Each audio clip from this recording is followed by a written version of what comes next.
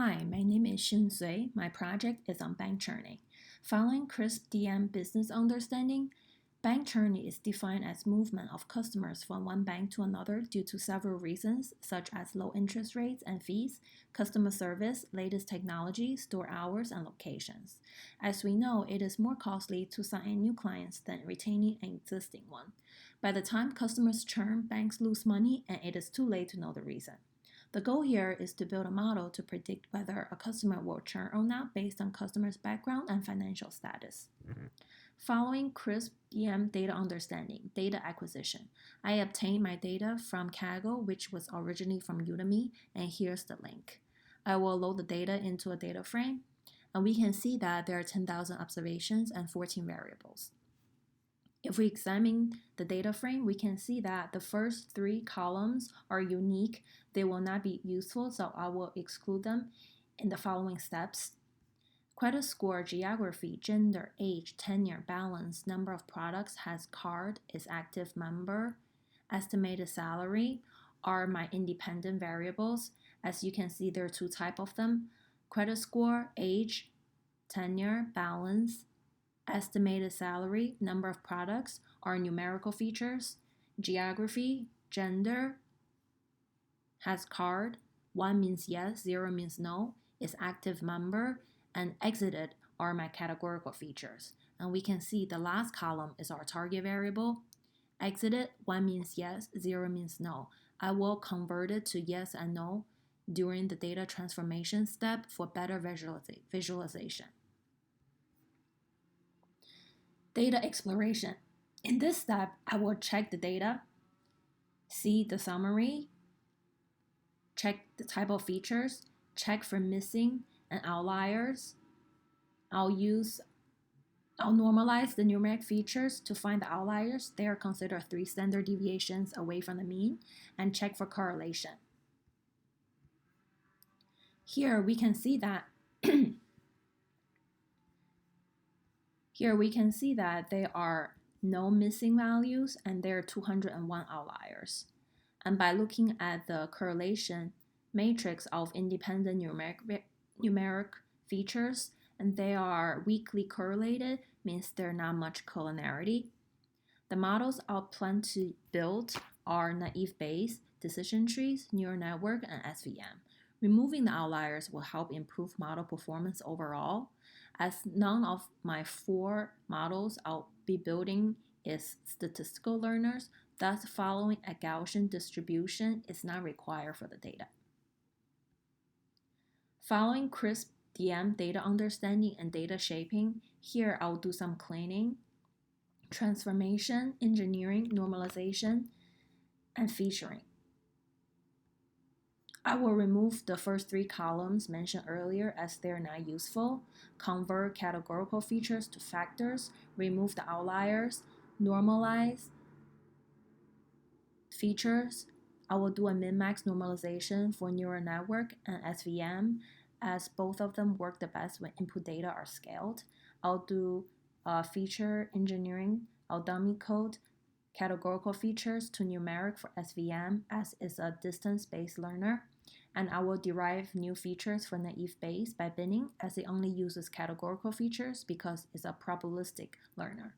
Next, for PCA, I perform the PCA on all the numeric features. As we can see the summary, the first 2 factors explain about 40% of total variation in the data, and they are credit score and age.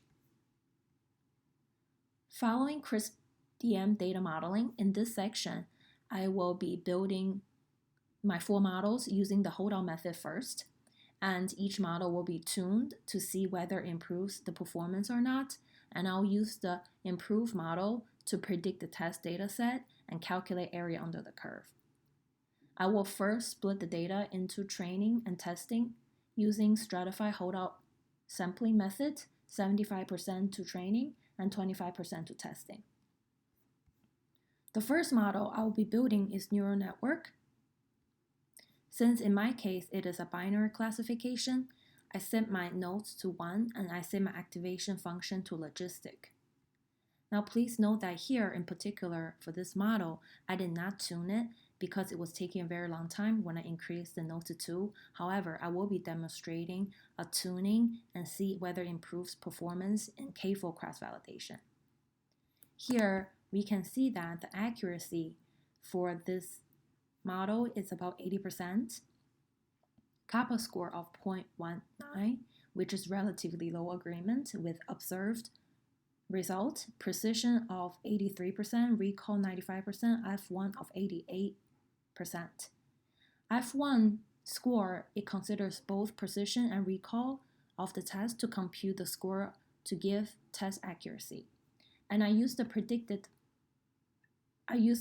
improved model to predict the test case, and it gave me area under the curve of 75%. Next, I'll be constructing support vector machine using the hold-on method.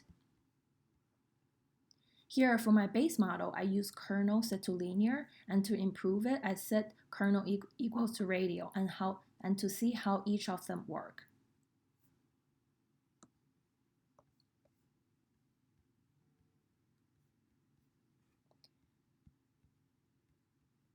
So here we can see that for the base model, it gave me accuracy of 80%, kappa score of 0. This means it does not have predictive power.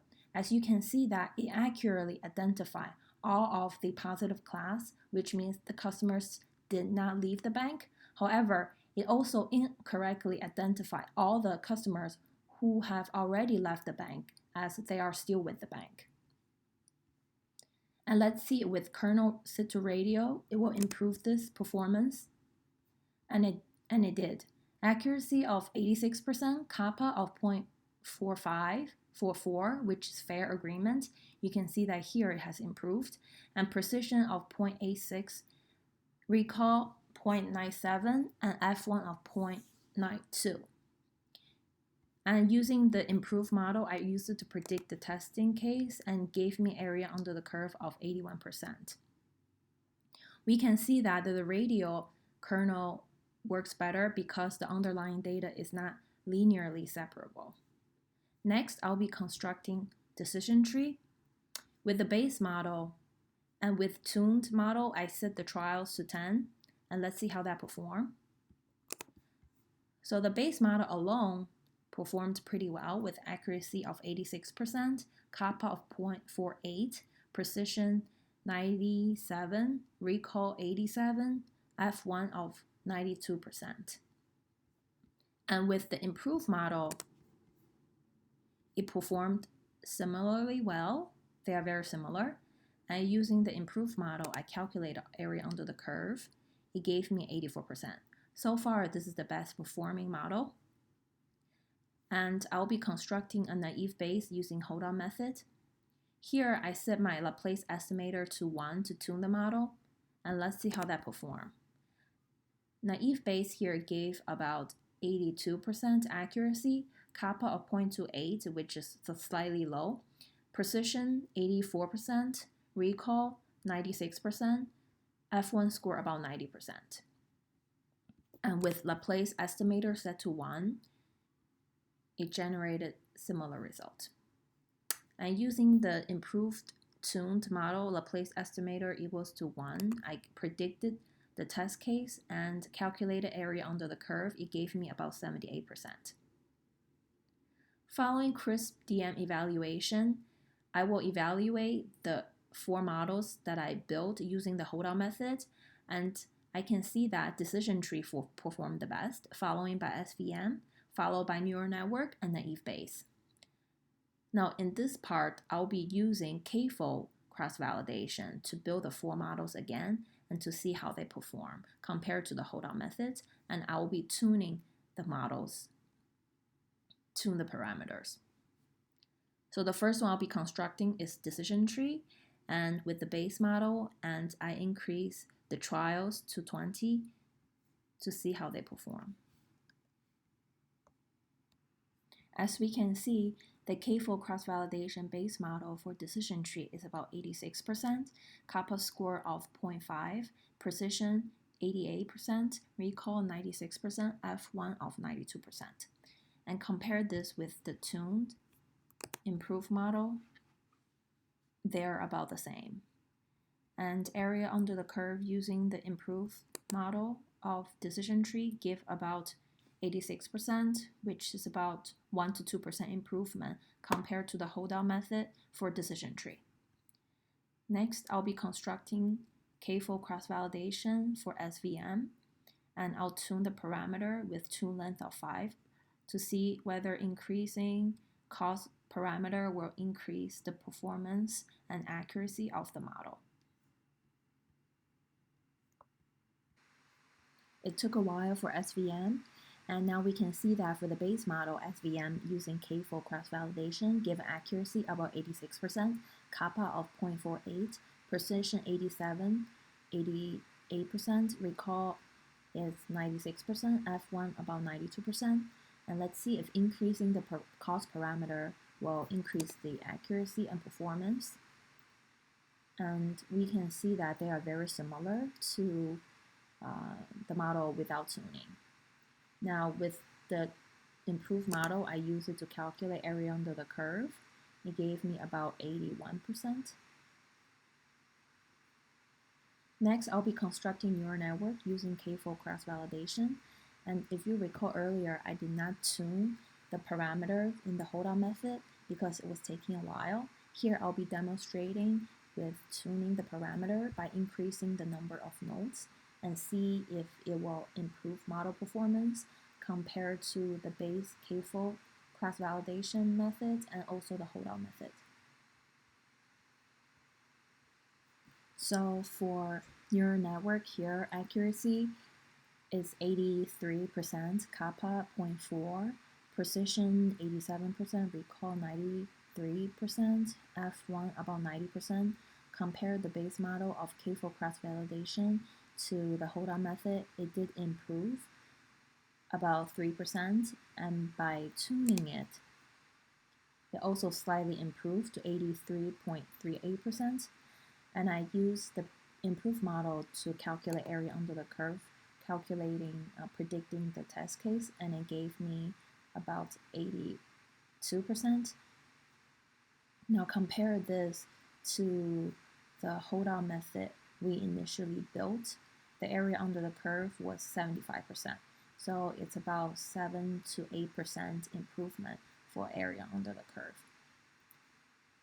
Now lastly, I'll be building k-fold cross-validation for Naïve Bayes just as a comparison to see how that performed.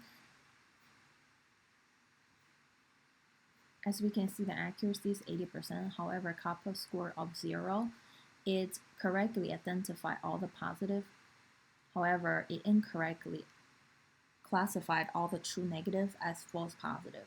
So it does not have predictive power and it's not reliable. I will exclude this model from building stack ensemble model following. Here, I'll be building a stacking ensemble model using the top 3 performing models, decision tree, SVM radio, and neural network, to see whether improves the performance compared to base model alone. And next, I will be constructing a bagging for decision tree and compare bagging to stack ensemble and to see how they perform. For the stacked ensemble model, we can see decision tree perform the best, following by SVM radio and neural network, the kappa. And here's the accuracy.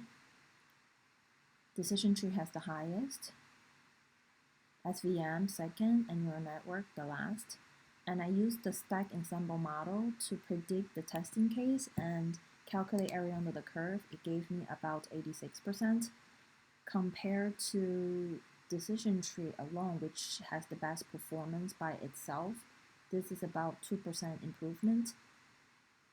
And lastly, looking at the bagging for decision tree, the confusion matrix gave me an accuracy about 85%, kappa of 0.49, precision 88%, recall 94%, F1 about 91%.